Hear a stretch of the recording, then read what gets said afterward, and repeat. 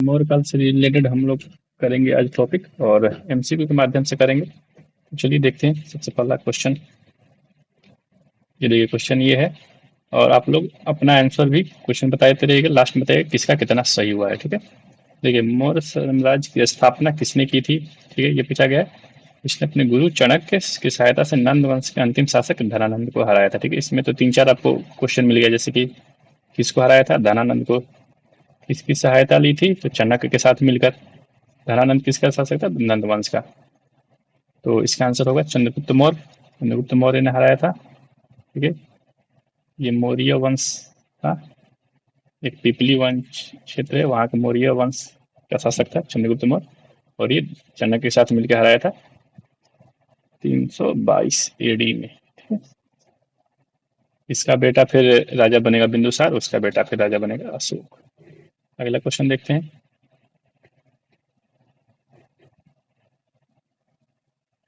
ये देखिए, मौर्य साम्राज्य की राजधानी कहाँ थी, ये बताना है। जिसको यूनानी दूत मेगास्थनीज ने पोलीब्रोथा कहा था। ठीक है, तो ये भी याद रखना है। पोलीब्रोथा कहा था, किसको कहा था, पाटलिपुत्र को। किसने कहा था, मेगास्थनीज ने। ये यूनानी का दूत था, एक राजा था सेल्यूकस निकेटर, उसी का दूत आया था यहाँ पे। चंद्रगुप्त मौर्य के काल में आया था, तो इसने उसको पोलीब्रोथा कहा था। पाटलिपुत्र थी इसकी राजधानी। ठीक है, ये सब जो तक्षशिला है, उज्जैन है, ये इसका और भी प्रांत था, उसकी राजधानी थी। सांची नहीं राजधानी थी किसी का भी। अगला क्वेश्चन देख लीजिए। ये देखिए, अर्थशास्त्र नामक जो प्रसिद्ध ग्रंथ के रचयिता कौन है, जो राजनीतिक, लोक प्रशासन और सैन्य रणनीति पर आधारित है। ठीक है, तो अर्थशास्त्र किस चीज पर आधारित है, राजनीति पे है, लोक प्रशासन पे है। ठीक है, इसको इकोनॉमी का रूप मत समझिएगा। इसको लिखा था चाणक्य ने। अगर बात करें मेगास्थनीज की बुक, तो इसकी बुक थी इंडिका, आप लोग जानते होंगे। ठीक है, इंडिका। विशाख दत्त की बुक एक है जो इम्पोर्टेंट है, वो है मुद्रा राक्षस। एक और इसका बुक है देवी चंद्रगुप्तम, ये। और पतंजलि की जो बुक थी वो थी महाभाष्य, और कौटिल्य का बुक अर्थशास्त्र। ठीक है, तो ये बुक आप लोग, तीन बुक, चार बुक, ये सब याद रखिएगा। अगला क्वेश्चन देख लीजिए। सम्राट अशोक के जीवन में महान परिवर्तन किस युद्ध के बाद हुआ। ठीक है, ये पूछा जा रहा है। तो उसने हिंसा को त्याग कर धर्म का मार्ग अपना लिया, तो ये कलिंग युद्ध में हुआ था, जब वो 8वें साल में जब था राजा का। ऐसे वो क्या करता था कि बहुत सारा राज्य जीतते रहता था, उसको साम्राज्य विस्तार करना था। लेकिन जब कलिंग युद्ध किया, तो वहां पर जब बहुत सारे लोग मारे गए, तो वहां पे एक उपगुप्त नाम का बौद्ध व्यक्ति था, उसने इसको दीक्षा दी और ये बदल गया। ठीक है, तो कलिंग अगर पूछे कहाँ है, तो ये उड़ीसा में है। अगर और युद्ध की बात करें, तो पलासी का युद्ध आप लोग जानते होंगे, 1757 में हुआ था। तराइन का युद्ध, तराइन के दो युद्ध हुए हैं, इंपोर्टेंट तीन युद्ध हुए हैं। एक से 1191 में, और एक 1192। ये वाला इंपॉर्टेंट है। फिर एक 1225 में हुआ था। तो ये दो ये बस याद रखिएगा, 1191 वाला, 92 वाला, और प्लासी का युद्ध और कलिंग का युद्ध हुआ था। ठीक है, 8वें साल में हुआ था। ये 261 बीसी था, और उड़ीसा में है कलिंग। ये क्वेश्चन आता है ऐसे ऐसे करके। ये देखिए, ये इंपॉर्टेंट है। मौर्य प्रशासन में रज्जुक नाम का जो व्यक्ति था, उसको क्या कहा जाता था। ठीक है, रज्जुक जो अधिकारी था, उसका कार्य क्या था, ये बताना आप लोग को। तो इसका कार्य था न्यायिक और भूमि प्रशासन का, इसका कार्य था। और सेना का प्रमुख पूछे तो इस सेनापति होता था, सेना का प्रमुख। रज्जुक कौन था, न्यायिक और भूमि प्रशासन वाला। ये देखिए। ठीक है, क्वेश्चन अभी मैंने बताया है। ये सब आप लोग भी आंसर देते रहिएगा कमेंट में। क्लास को रुकिएगा, फिर उसका आंसर लिखिएगा, फिर अपना आंसर मिलेगा कि आपका सही है या गलत है। और जो मैंने फैक्ट लिखवाया उसको आप या तो कॉपी में लिख लीजिए, इसको बार बार देख के भी आप लोग कर सकते हैं। देखिए, ये यूनानी दूत कौन था, जिसने चंद्रगुप्त मौर्य के दरबार में आया था। ठीक है, उसने मौर्य साम्राज्य और प्रशासन पर विस्तृत विवरण दिया है। उसकी बुक का नाम था इंडिका। तभी हमने बताया, इंडिका जिसका बुक था वो मेगास्थनीज का था। ये किस यूनानी राजा के यहाँ से आया था, तो सेल्यूकस निकेटर के यहाँ से आया था। ठीक है, और है जैसे टोलमी है, प्लिनी है, तो इसका बुक था जिग्रोफिया। बाकी मेगास्थनीज जो था, ये चंद्रगुप्त मौर्य के दरबार में आया था। और अगर पूछे बिंदुसार के दरबार में कौन कौन आया था, दो लोग थे, एक डायमेकस था। ठीक है, तो ये आप लोग को याद रखना है।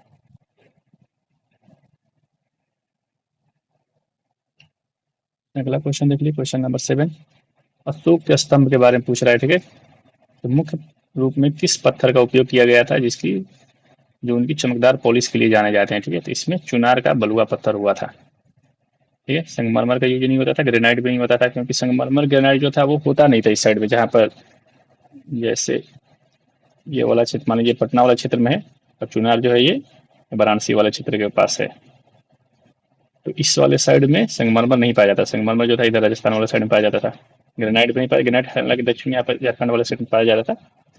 तो जो पत्थर पाया जाएगा उसी का यूज होगा। ठीक है, और बात करें स्तंभ की, तो इसके एक तो था बृहत स्तंभ, एक होता था लघु स्तंभ, एक होता था इसका शिलालेख, ठीक है, एक होता था गुफा लेख। इन जो लेख था, जैसे बृहत स्तंभ था, इस पर अगर पूछे कितने लेख होते थे तो 14 लेख होते थे, सभी पे 14 लेख होते थे। ठीक है, ये सबसे बड़ा बड़ा होता था, 8 जगहों पे ये मिला हुआ है। तो ये आपके लिए इतना फैक्ट इंपॉर्टेंट है। ये 14 लेख आप लोग बस याद रखिएगा कितने लेख होते थे, ऐसा क्वेश्चन पूछा जाता है।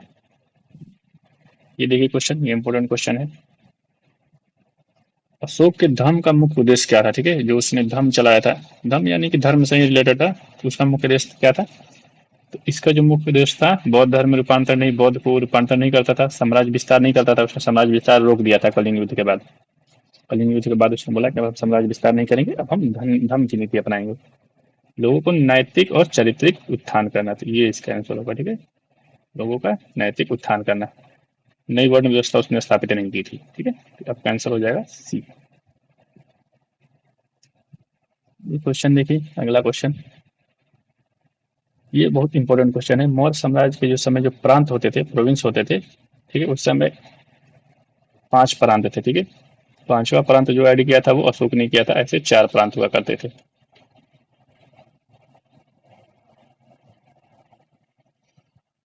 तो देखिए, जो प्रशासक को क्या कहा जाता था? ठीक है, जो आमतौर पर शाही परिवार से थे, तो जो प्रांत होते थे उनके जो हेड होते थे वो लगभग राजा ही हुआ करते थे। जैसे कि जब बिंदुसार था तो अशोक था तक्षशिला के साइड में, वहां पर गया था युद्ध जीतने के लिए, फिर उज्जैन का भी कुछ दिन वो शासक रहा। तो ऐसे ही राजा का बेटा लोग ही हुआ करता था।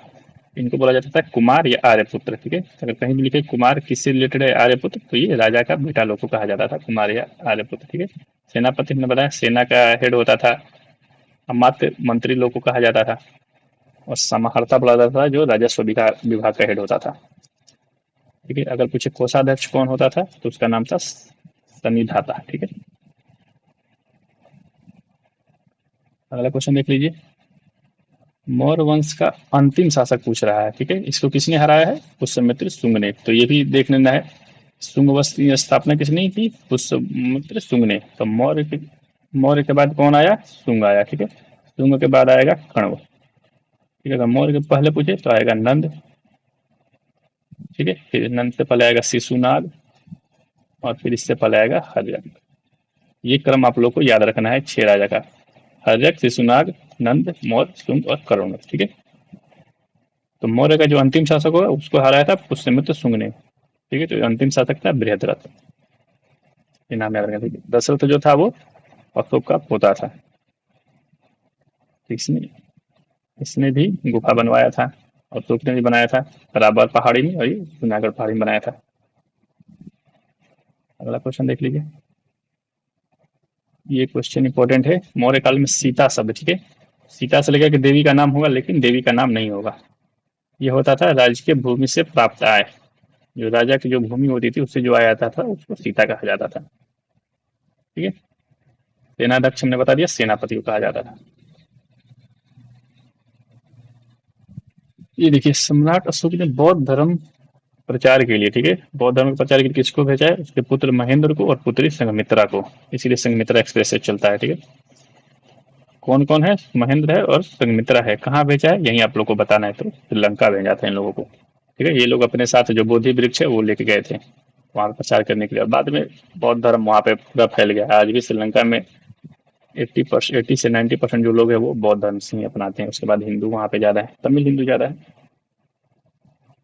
ठीक है, बाकी अन्य जगह भी देखिए, म्यांमार में भी बौद्ध ही ज्यादा है, तिब्बत में भी सबसे ज्यादा बौद्ध ही है, और दोनों को फैलाने में भी अशोक का ही हाथ है। ये देखिए, मौर्य प्रशासन की तरह गुप्तचर विभाग, गुप्तचर विभाग के जो प्रमुख होता था उसको कहा जाता था महामात्य सर्प, ठीक है, ये याद रखिएगा। सनिधाता हमने बताया कोषाध्यक्ष को, और समाहर्ता राजस्व विभाग के हेड को कहा जाता था। ये देखिए ये इंपॉर्टेंट क्वेश्चन है, अशोक के जो अभिलेख थे उसको किसने पढ़ा था। देखिए अशोक के जो अभिलेख थे वो मैक्सिमम थे ब्राह्मी लिपि में।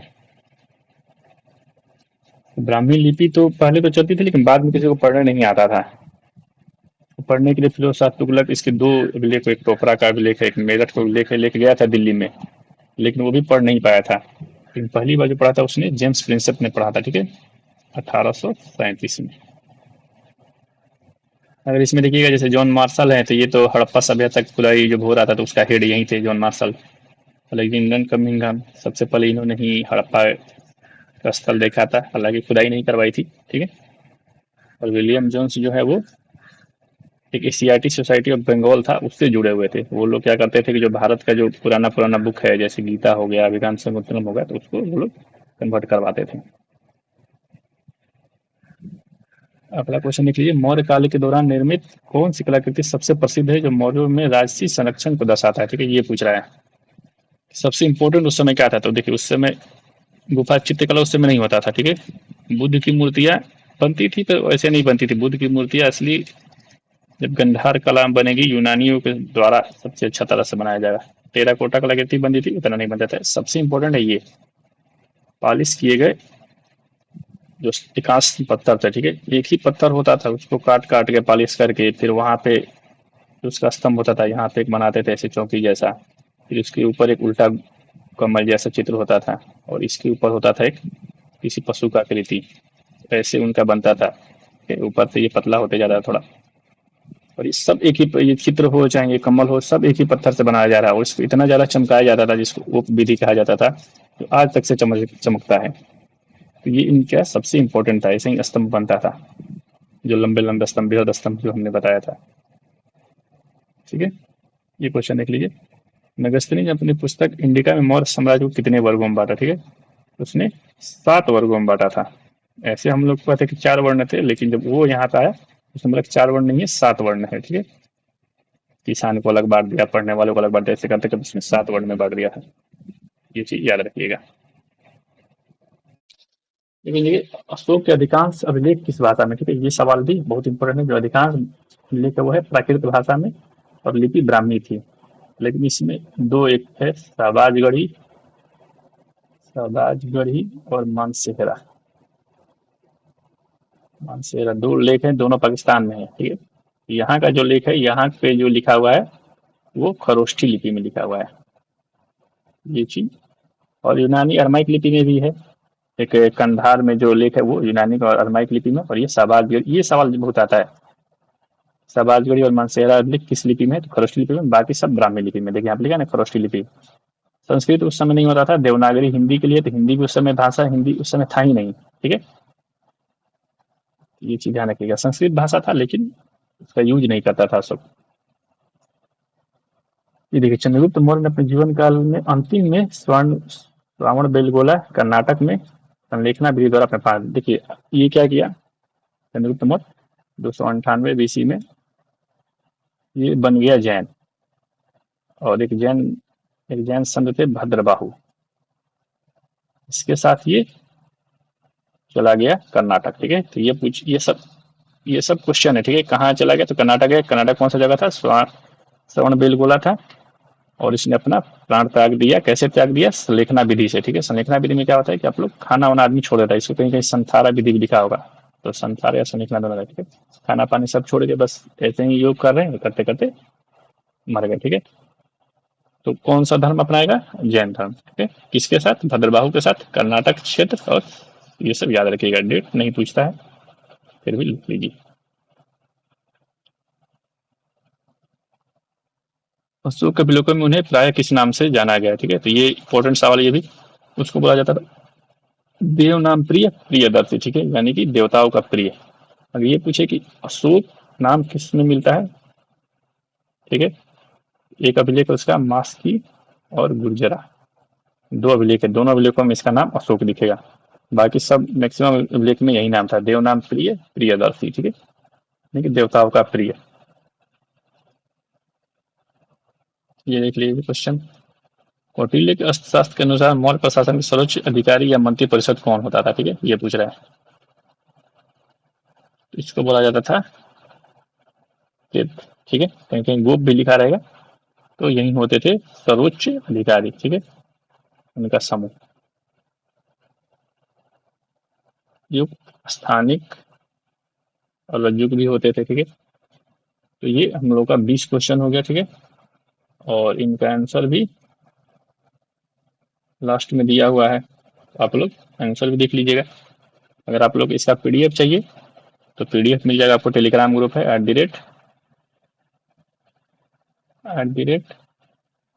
@AN रैंकर्स एकेडमी, तो सर्च कीजिएगा, आपको ये आ जाएगा टेलीग्राम पे, वहाँ पे आपको पीडीएफ मिल जाएगा इसका।